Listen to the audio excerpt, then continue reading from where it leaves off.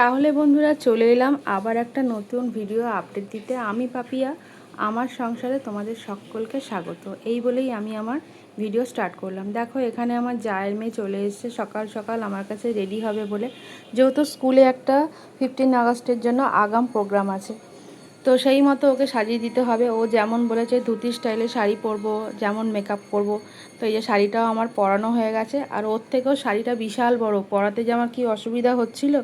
আর এখন বসে পড়েছে ওর হেয়ার স্টাইলটা করতে। ও যেরকম বলেছে যে এরকমভাবে হেয়ার স্টাইল হবে কাম্মা, তো আমাকে এরকমভাবেই হেয়ার স্টাইলটা করে দাও। ওরও ভীষণ ঘুম পাচ্ছে, আমি বুঝতে পারছি।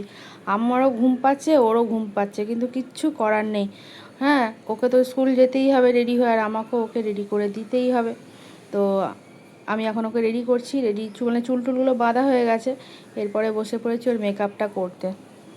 তো মেকআপ করার পর, সম্পূর্ণ মেকআপটা হয়ে যাবার পর ও বলছে, ও কাম্মা আমার চোখ দিয়ে কেমন জল পড়ছে, চোখটা ভীষণ জ্বালা করছে, কি জানি কাজলটার জন্য হচ্ছে মনে হয়। তো ওকে অনেক বুঝিয়ে শুনিয়ে আমি বলছি, বাবারে এখন চোখটা ঘাঁটিস না, এত কষ্ট করে তোকে সাজালাম, এক্ষুনি তোর মুখটা কালো হয়ে যাবে। তো যাই হোক, লক্ষ্মী মেয়ের মতন বসে ও ঠিকঠাক মেকআপটা করে নিল। তো চলো দেখো এখন ওকে কি সুন্দর লাগছে, ধুতি স্টাইলে শাড়ি গয়না পরে পুরো রেডি হয়ে গেছে। ওইদিকে তোমার দাদাভাই এখনও ঘুমাচ্ছে, আর আমি চলে এসেছি ব্রাশ করতে। সকালে যেহেতু এখন হয়ে গেছে প্রায় 7:30 বেজে গেছে, আর কি রোদ, এই মেঘ এই রোদ্দুর। আর এদিকে দেখো চলে এসেছি ঘর পরিষ্কার করতে, আয়নাটাকে ভালো করে মুছে নিলাম, কেন যখন তখন এই যে আইব্রু করতে চলেই আসবে মানুষ, তো তাদের আমি দুজন এসছে, দুজনকেই আমি আইব্রুস করে দিচ্ছি। আর এদিকে মা বাজার থেকে নিয়ে চলে এসছে এতগুলো জিনিস, তার মধ্যে নিয়ে এসছে এই এত করলা। আজকে যেহেতু শুক্রবার, তাই আমার বাড়িতে মাংস আর আলু করলা ভাজা হবে, তাই আমি আলু আর করলাগুলো জিরি করে কেটে নিচ্ছি। আর এদিকে মায়ের সাথে বসে বসে হাসছি, গল্প করছি। চিকেনটাকেও নিয়ে চলে এলাম ধোবার জন্য কিচেনে, ভালো করে ধুয়ে নিচ্ছি। রান্নাবান্না মোটামুটি কমপ্লিট। এবার আমি চলে এলাম আমার স্কিন কেয়ার করতে। স্কিন কেয়ার হয়ে গেছে, তারপরে চুলটা আঁচড়াচ্ছি।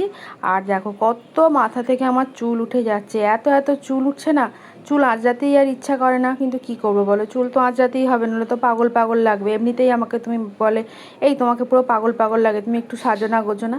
তো যাই হোক, খাওয়া দাওয়া সেরে আমি এখন চলে আসলাম দই খেতে।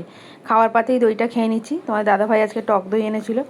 এবার আমার সমস্ত কাজ কমপ্লিট, রান্নাঘরে বাসন টাসন মেজে আমি এখন একটু রেস্ট নেব, তারপরেই তো দোকানের জন্য রেডি হব। দোকানের অনেক কাজ আছে, দোকানের কাজগুলো করতে হবে।